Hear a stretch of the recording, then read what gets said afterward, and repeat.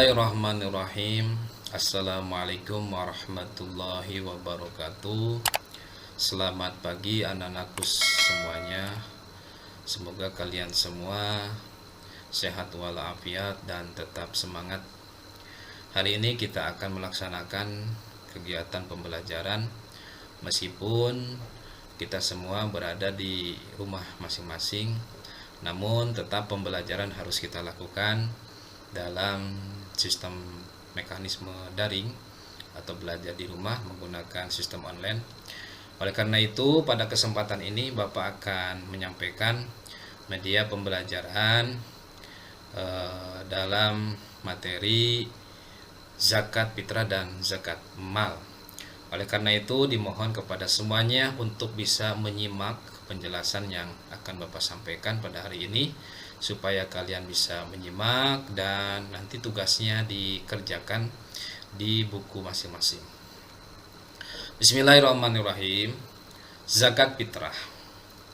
Zakat fitrah yang akan Bapak sampaikan pada kesempatan ini berkaitan dengan pengertian syarat wajib, rukun, dan waktu.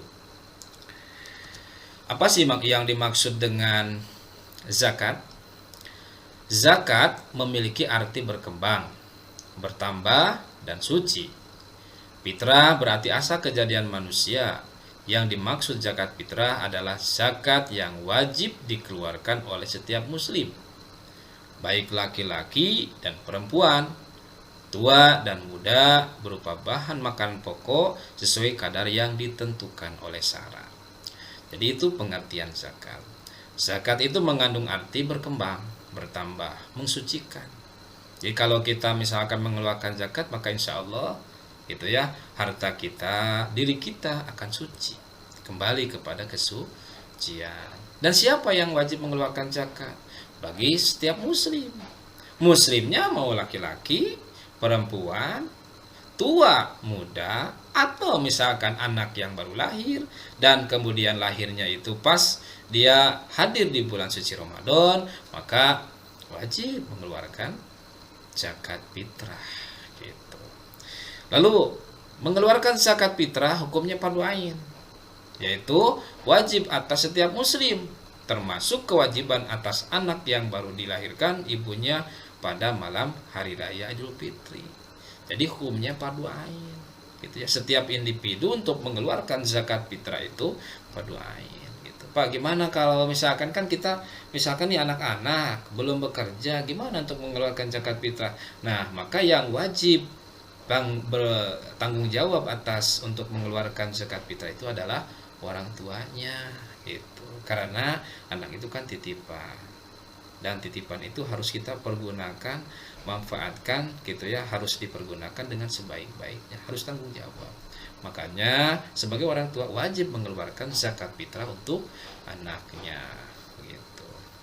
Sampai kepada meskipun anak tersebut pas misalkan di akhir bulan suci Ramadan, kemudian si anak tersebut lahir, maka tetap dia itu wajib mengeluarkan zakat fitrah.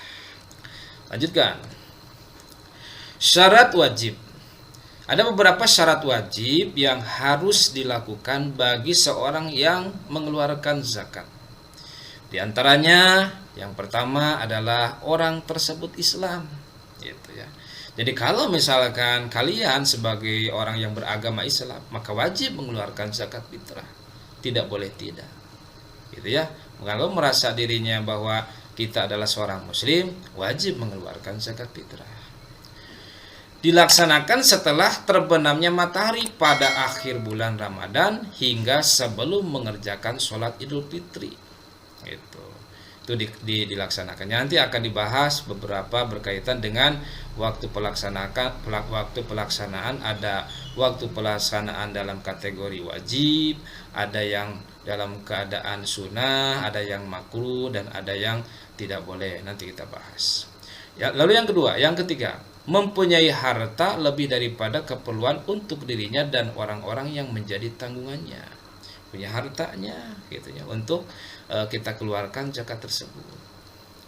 Lanjut. Kemudian rukun. Rukun zakat yang pertama adalah niat berzakat. Gitu ya. Kalian tahu niatnya?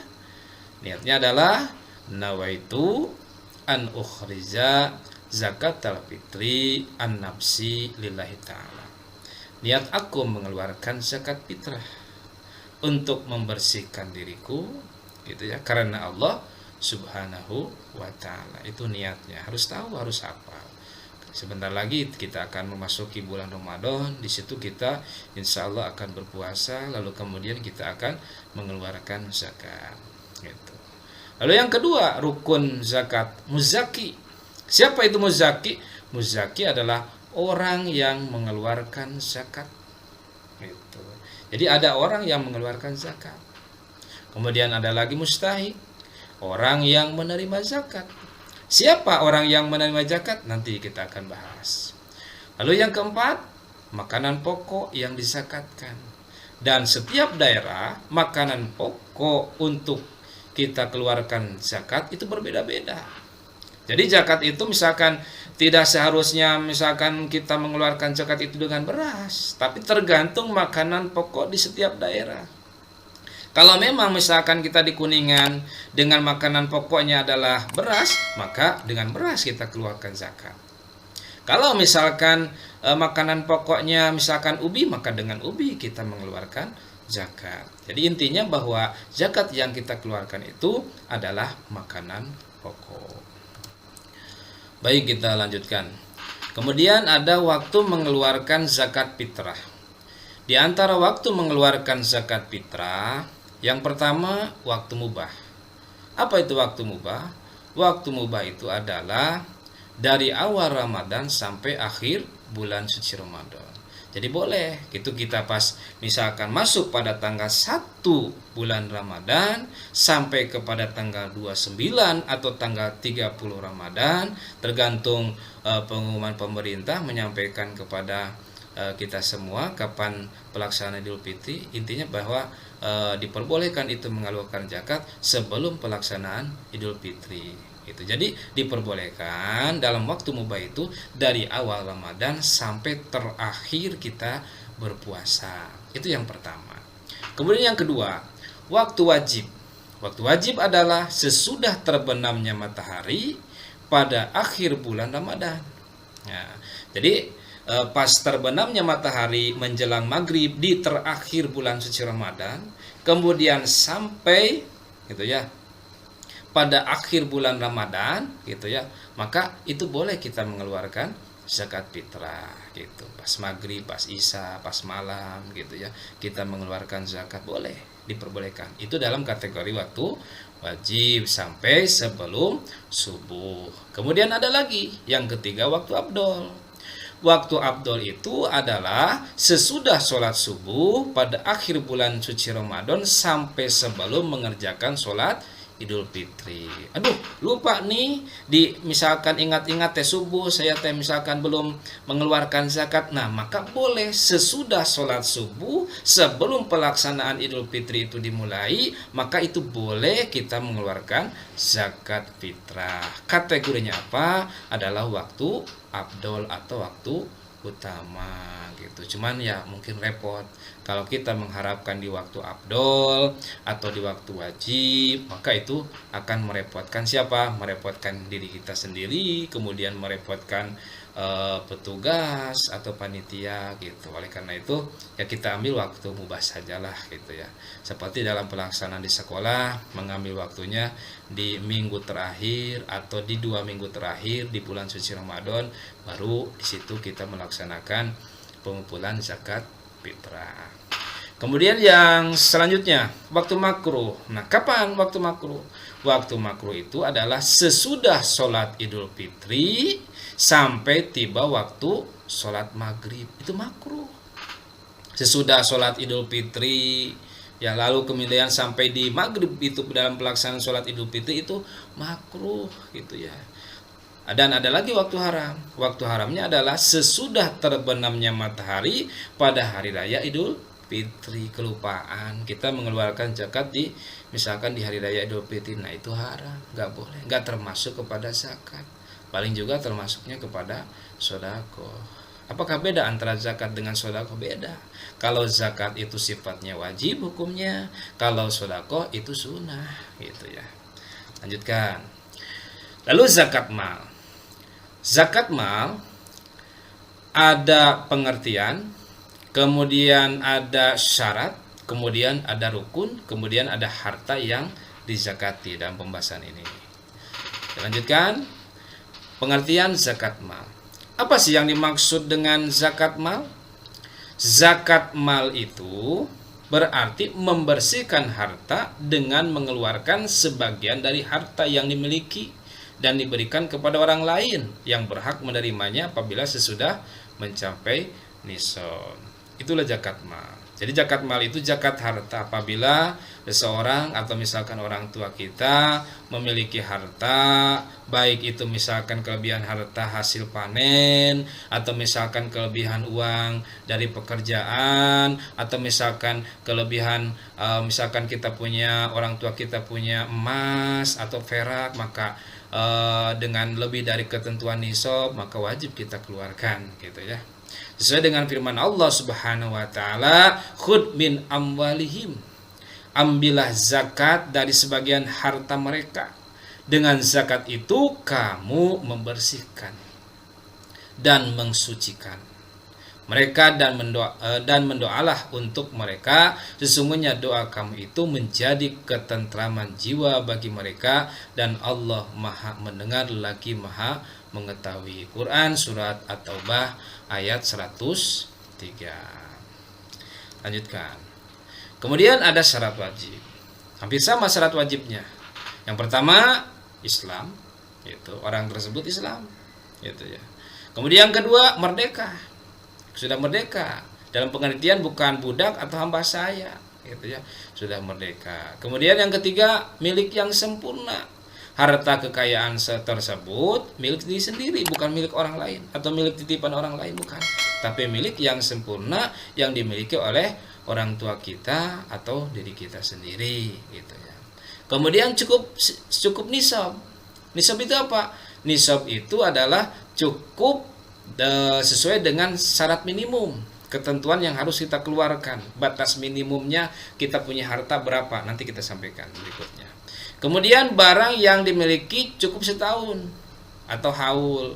Si barang tersebut itu kalau sudah mencapai dalam 1 tahun, kemudian sudah mencapai nisab, maka wajib kita keluarkan zakat tersebut. Lanjutkan. Lalu kemudian rukun. Di antara rukun zakat itu yang pertama adalah niat, itu ya. Nah, niat itu harus ada karena innamal a'malu binniat. Pastinya amal perkara, amal perbuatan tergantung kepada niat. Niat baik atau buruk itu perbuatan baik atau berburuk tergantung kepada niatnya itu sendiri. Makanya harus ada niat. Niatnya apa? Lillahi ta'ala, karena Allah Subhanahu wa taala. Karena rezeki harta adalah pemberian dari Allah, semua adalah titipan dari Allah, maka kita niatkan semua ini adalah lillahi ta'ala, untuk Allah Subhanahu wa ta'ala. Kemudian yang kedua muzaki. Muzaki itu adalah orang yang mengeluarkan zakat, hampir sama dengan tadi zakat fitrah. Kemudian yang ketiga mustahik, orang yang berhak menerima zakat, hampir sama dengan tadi zakat fitrah. Kemudian keempat adalah harta yang dizakatkan. Itu. Nah, cuman kategori yang keempat ini berbeda. Kalau yang tadi adalah yang dikeluarkannya itu adalah makanan pokok. Kalau ini harta yang dizakatkan adalah harta yang kita miliki. Kalau misalkan kita punya hasil panen itu sesuai dengan batas minimumnya, ada kelebihan dari batas minimum, maka wajib mengeluarkan zakat. Atau kita punya emas, atau kita punya perak, atau misalkan punya perniagaan, perdagangan gitu, kelebihan dari hasil penjualan gitunya, maka wajib dikeluarkan zakatnya kalau sudah mencapai nisab. Lanjutkan. Nah, harta yang wajib dizakati seperti yang tadi kan ada barang yang wajib kita zakati. Apa saja di antaranya? Ini harta yang wajib kita dizakati, yang wajib kita zakati, yang pertama emas dan perak. Jadi kalau kita punya emas, misal ke orang tua kita punya emas dengan besaran emasnya itu, nisabnya itu sampai 94 gram gitu ya. Setelahnya misalkan diukur, ditimbang, ternyata orang tua kita punya emas sampai kepada 94 gram, maka wajib kita keluarkan itu zakatnya adalah 2,5% setiap tahun. Kemudian nisab peraknya 200 gram, maka sama wajib kita keluarkan zakat fitrahnya. Lalu yang kedua, perniagaan. Apa sih perniagaan? Perniagaan itu gitu ya. Perniagaan itu adalah nisab harta perniagaan seharga dengan nisab emas.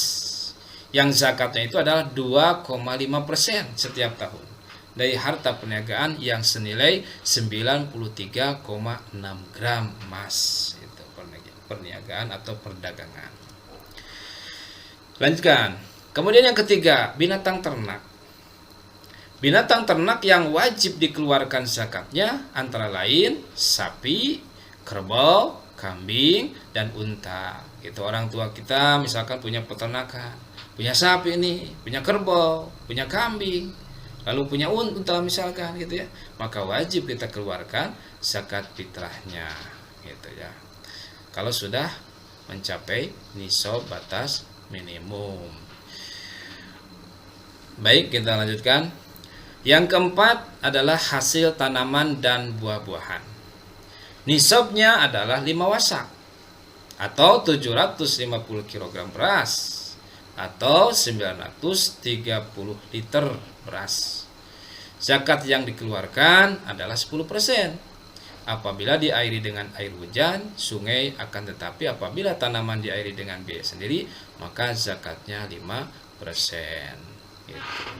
Itu yang keempat. Jadi kalau misalkan orang tua kita atau misalkan kita suatu saat nanti kalau sudah dewasa, kemudian sudah bekerja, kemudian kita bertani gitu ya, kemudian kita punya hasil panen itu sampai kepada lumayan lah bagus gitu ya, banyak gitu ya, sampai kepada misalkan 750 kg beras gitu ya, atau 930 liter beras. Nah, maka dengan batas minimum ini kita wajib mengeluarkan zakat mal. Berapa yang kita keluarkan zakat malnya itu adalah 10%. Jadi tinggal kalikan saja 10% kali 750 kg, berapa harta yang harus kita keluarkan untuk zakat mal. Kalau misalkan memanfaatkan air hujan atau misalkan air sungai. Tapi kalau misalkan kita punya sawah banyak nih, besar, luas gitu ya, lalu kemudian karena posisinya tanahnya kering, kemudian kita mengeluarkan biaya untuk pengairan dan untuk irigasi misalkan gitu ya. Nah, maka cukup dengan 5% kita keluarkan zakat mal. Jadi 5 kali 750 kg gitu. Paham? Ya, alhamdulillah. Kita lanjutkan. Yang kelima, rikaz atau barang temuan.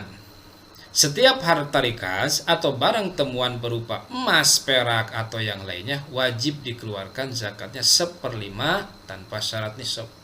Bagaimana kalau misalkan Pak, kita menemukan barang nih, ya barang temuan gitu ya, misalkan berupa emas atau perak, misalkan kita lagi jalan, kemudian ada di situ ada karung, kemudian kita iseng-iseng lihat apa sih isinya, ternyata ada emas gitu ya atau perak misalkan gitu. Nah, maka kalau misalkan setelahnya kita informasikan kepada pihak yang berwajib, misalkan kepolisian atau siapalah gitu ya, kemudian tidak ada yang ngaku nih misalkan gitu, nah maka dalam beberapa hari boleh kita pergunakan, tapi gitu ya setelah kita informasikan, umumkan kepada orang lain yang punya. Kalau misalkan tidak menemukan orang yang punya, nah maka barang temuan tersebut gitu ya, maka wajib kita keluarkan berapa? Yaitu 1/5 tanpa syarat nisab gitu ya. Udah aja misalkan kita menemukan barang itu, kemudian kita kalikan 1/5 itu, kita keluarkan 1/5 dari barang tersebut. Kemudian yang keenam, profesi. Profesi setiap harta rikaz atau barang temuan berupa emas, perak atau yang lainnya wajib dikeluarkan zakatnya 1/5 tanpa syarat nisab. Katanya profesinya bermacam-macam. Tergantung misalkan kita profesinya dokter atau profesinya misalkan sebagai direktur di perusahaan, kemudian gajinya lumayan besar, maka wajib keluarkan zakat mal tersebut gitu ya, zakat profesi. Lalu kemudian penerimaan zakat. Siapa yang boleh menerima zakat? Nah, yang boleh menerima zakat tidak semua orang. Tapi ada beberapa asnaf atau bagian yang boleh menerima zakat. Di antaranya yang pertama, fakir. Apa sih yang dimaksud dengan fakir? Fakir itu adalah orang yang tidak memiliki harta dan usaha untuk memenuhi kebutuhan hidupnya. Orang tersebut tidak punya usaha, kemudian tidak punya uang, apalagi harta gitu ya. Sehingga ya prihatin gitu ya. Nah, maka boleh si fakir tersebut menerima zakat. Zakat mal baik zakat fitrah. Lalu yang kedua, miskin. Apa beda antara fakir dengan miskin? Beda. Kalau miskin, orang yang mempunyai pekerjaan, nih ada pekerjaan, tetapi tidak mencukupi untuk kebutuhan hidupnya, gitu ya, tercukup gitu. Ada penghasilan cuman tercukup gitu. Nah, maka boleh menerima zakat mal atau zakat fitrah. Kemudian yang ketiga, amil. Amil itu adalah orang yang diberi tugas mengumpulkan dan membagikan zakat atau yang disebut dengan panitia zakat. Boleh menerima zakat? Boleh. Itu. Kemudian mu'alaf, yaitu orang yang baru masuk Islam dan imannya masih lemah. Mu'alaf itu baru masuk Islam. Kemudian ya karena dia baru masuk Islam sehingga ya perlu ada bimbingan segala macam. Dan untuk memberikan motivasi gitu ya kepada orang tersebut, maka boleh di situ kita memberikan infak dan sedekah dan zakatnya kepada mu'alaf atau orang yang baru masuk Islam. Kemudian rikob. Rikob itu yaitu hamba sahaya yang dijanjikan tuannya akan dimerdekakan dengan membayar tebusan. Gitu ya, hamba sahaya kalau rikob. Kemudian gorim, orang yang terlilit hutang untuk keperluan di jalan Allah. Tapi hutangnya itu ingat, bukan atas hutang karena kita beli motor, beli mobil, beli rumah, bukan. Tapi kita punya hutang itu karena bekas membangun, misalkan membangun madrasah, membangun musola, membangun masjid, kemudian kita punya hutang. Nah, boleh dibantu sama zakat fitrah atau zakat mal kepada orang yang punya hutang. Kemudian sabilillah, yaitu orang yang menempuh di jalan Allah atau melakukan usaha untuk menegakkan agama Allah gitu ya. Sabilillah ketika kita misalkan mau mencari dana, kemudian ke luar kota, lalu kemudian kita tersesat, kemudian tidak ada uang di situ, kita kesusahan, nah maka boleh sabilillah, orang yang berjuang di jalan Allah boleh menerima zakat fitrah atau zakat mal. Kemudian Ibnu Sabil, orang yang sedang dalam perjalanan tetapi bukan maksiat dan kehabisan bekal, gitu ya. Jadi dalam perjalanan menuju misalkan ke suatu kota gitu ya, ingin merantau atau apa gitu, lalu kemudian di situ tidak ada pekerjaan gitu ya, tidak ada orang yang memberi pekerjaan gitu, tidak ada lowongan pekerjaan, lalu kita mau kembali mau pulang susah, nggak ada uang gitu ya, lalu kemudian kita datang ke bagian panitia zakat atau lembaga zakat fitrah atau zakat mal, lalu di situ kita menceritakan, nah boleh kita menerima zakat tersebut bagi Ibnu Sabil gitunya, asal bukan dalam perjalanan untuk maksiat, misalkan ke diskotik atau misalkan ke tempat-tempat disko, tempat-tempat mabuk, judi dan sebagainya, bukan hal untuk itu. Nah, kemudian manfaat zakat. Manfaat zakat yang pertama sebagai tanda syukur kepada Allah Subhanahu wa taala atas harta atau kekayaan yang diberikan kepada kita. Jadi kita bersyukur. Bukti kita bersyukur adalah dengan mengeluarkan zakat gitunya. Karena segala sesuatu kan pemberian dari Allah Subhanahu wa taala. Yang kedua, untuk menyucikan harta supaya harta kita suci, diri kita juga suci. Yang ketiga, membersihkan diri dari sifat kikir dan cinta dunia supaya tidak hubud dunia, maka wajib kita mengeluarkan zakat. Lalu mengurangi tingkat kejahatan dalam masyarakat akibat kemiskinan supaya tidak ada kesenjangan sosial, satu sama lain kita bantu gitu ya, baik si kaya maupun si miskin gitu ya, harmonis gitu, tidak ada kesenjangan sosial gitu. Makanya supaya ada harmonis antara si kaya dan si miskin, maka si kaya harus bisa membantu kepada yang miskin gitu. Dan memberi ketentraman dan penghargaan bagi orang-orang yang baru masuk Islam, yaitu mualaf ya tadi. Dan sebagai evaluasi, mohon ini semua dikerjakan ya, dari nomor 1, 2, 3, 4. Dari mana? Dari jawabannya dari penjelasan yang Bapak bahas dari tadi sampai sekarang gitu ya. Jadi dari awal sampai sekarang penjelasannya di situ ada. Nah, kemudian kalian jawab dari nomor 1 sampai nomor 4. Itu saja barangkali yang dapat Bapak sampaikan, mudah-mudahan ada manfaatnya. Dimohon dikerjakan secepatnya. Billahi taufiq wal hidayah. Wassalamualaikum warahmatullahi wabarakatuh.